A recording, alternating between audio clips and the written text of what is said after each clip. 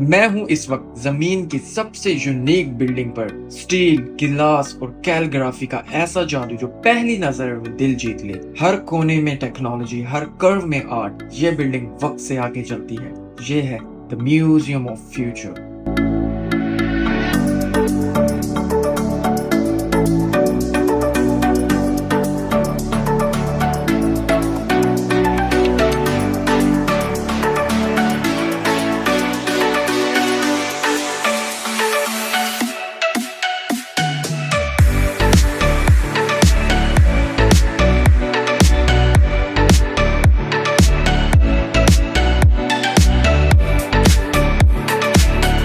और यहाँ से हमारा टूर स्टार्ट होता है। ये है म्यूजियम की लॉबी और ये बिल्कुल एंट्रेंस फ्री है। कोई टिकट यहाँ की नहीं लेनी पड़ती। और इससे आगे जाने के लिए हमें 150 दिरहम की टिकट परचेज करनी पड़ती है, जो कि PKR 7000 बनते हैं। और यहाँ पर लॉबी में एक रिमोट कंट्रोल साइबर डॉग भी मौजूद है और ये अपने परफॉर्मेंस से सबको खुश कर रहा है।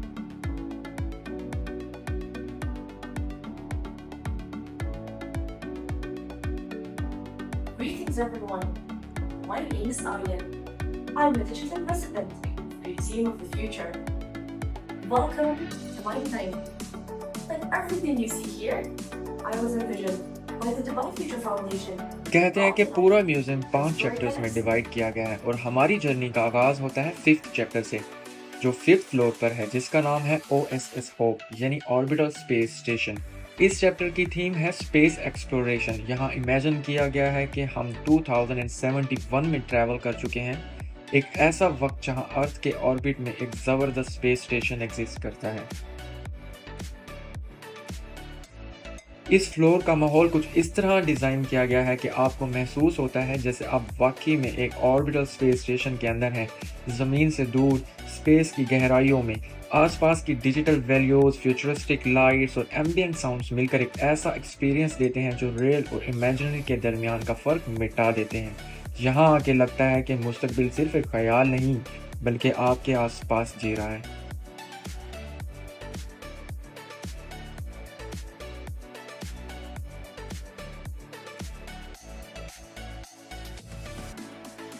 इस फ्यूचरिस्टिक स्पेस स्टेशन के अंदर आपको उन मिशंस का एक्सपीरियंस होता है जो 2071 में किए जा रहे हैं। यहाँ सिर्फ इमेजिनेशन नहीं बल्कि फ्यूचर की वो टेक्नोलॉजीज दिखाई जाती हैं जो आज के दौर में सिर्फ साइंस फिक्शन लगती हैं।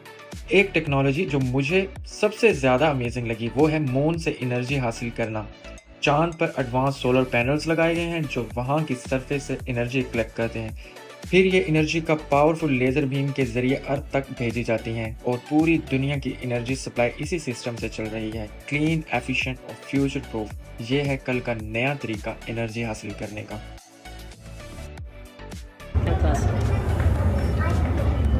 Straight, sir. Look straight. Concentrate on this one.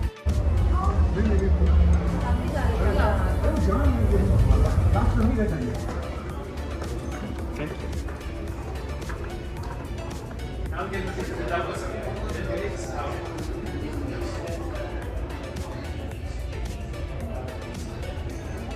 इस चैप्टर के एंड में हम इजेक्शन पोर्ट्स में बैठकर वापस ज़मीन की तरफ रवाना होते हैं। ये मोमेंट बिल्कुल ऐसा लगता है जैसे किसी स्काई-फाई फिल्म का क्लाइमैक्स हो। जैसे ही पोर्ट अर्थ की तरफ डिसेंड करता है, स्क्रीन पर नज़र आता है एक ब्रेथ टेकिंग व्यू।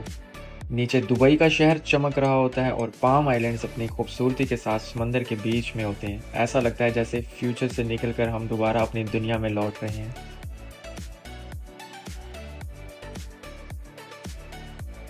सोचा जाता है कि दुबई 2071 में कुछ इस तरह दिखाई देगा।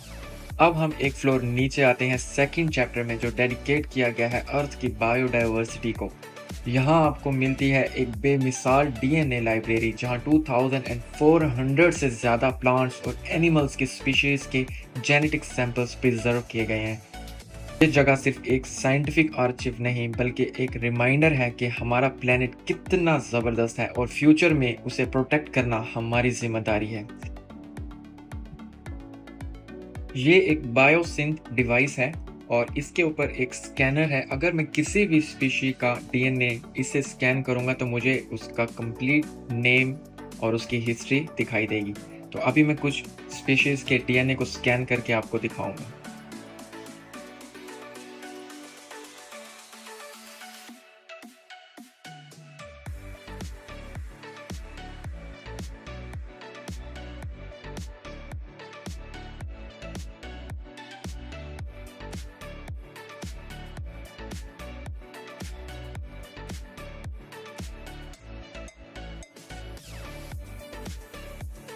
और ये कुछ फ्यूचरिस्टिक एनिमल्स दिखाए हैं और इनका मानना है कि 2071 में कुछ इस तरह के एनिमल्स हमें दिखाई देंगे। लेकिन मैं सच कहूँ तो मुझे ये सब कुछ 2071 तक पॉसिबल नहीं लगता। ये इमेजिनेशन इतने आगे की लगती है, शायद 2500 तक ये पॉसिबल हो।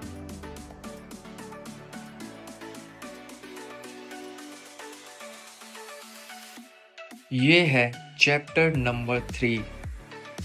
इस चैप्टर की थीम है टेक्नोलॉजी से डिस्कनेक्ट हो जाना।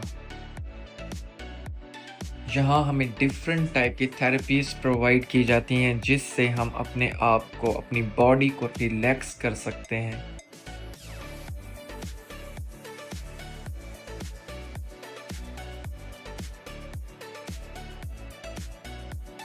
ये बहुत खूबसूरत जगह है, यहाँ सब लेट जाते हैं और लेटते ही यहाँ आपको नींद सी आने लगती है। बहुत ज़्यादा सुकून जगह है ये।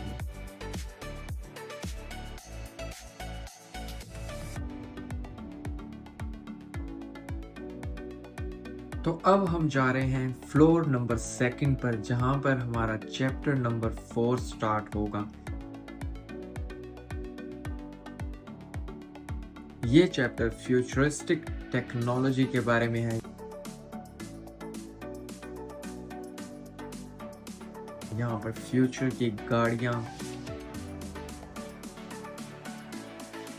फ्यूचर बाइसाइकिल और फ्यूचर की ट्रांसपोर्ट, ये सब चीज़ें हमें दिखाई गई हैं। यहाँ की सबसे इंटरेस्टिंग चीज़ एक रोबोट है जिससे आप बात कर सकते हैं और कुछ भी सवाल पूछ सकते हैं। तो हमने भी थोड़ी कोशिश की और एक सवाल मैंने भी पूछा। Hey Amrita, can you please blink your one eye?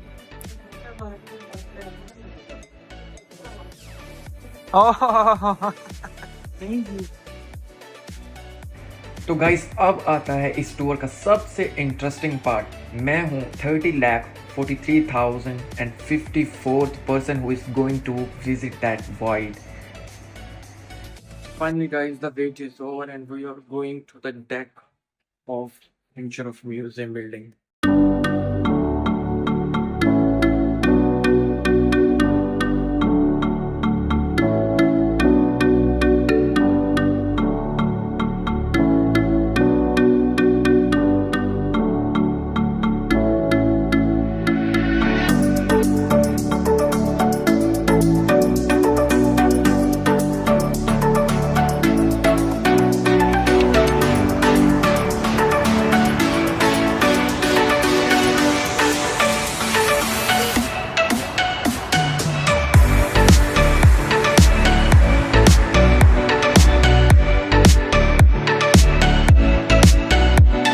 तो ये है हमारा लास्ट चैप्टर जो बच्चों के लिए है।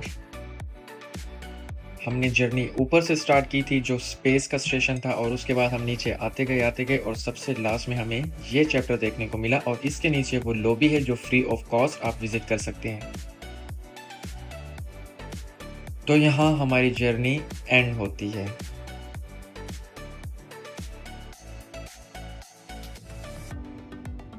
और यहाँ पर बच्चों के लिए डिफरेंट एक्टिविटीज़ के लिए जगह बनाई गई थी, बच्चों के खेलने के लिए जगह बनाई गई थी, फैमिली सिटिंग के लिए भी जगह बनाई हुई है यहाँ पर। और इसके अलावा एक छोटा सा स्टॉल लगा हुआ है जहाँ पर आप डिफरेंट टाइप्स की ड्राइंग्स, बैग्स आप खरीद सकते हैं। So guys, फाइनली मैं म्यूजियम से बाहर आ चुका हूँ। मैं आपको दिखाऊंगा कि बाहर का व्यू इसका किस तरह का है, ये चेक करें।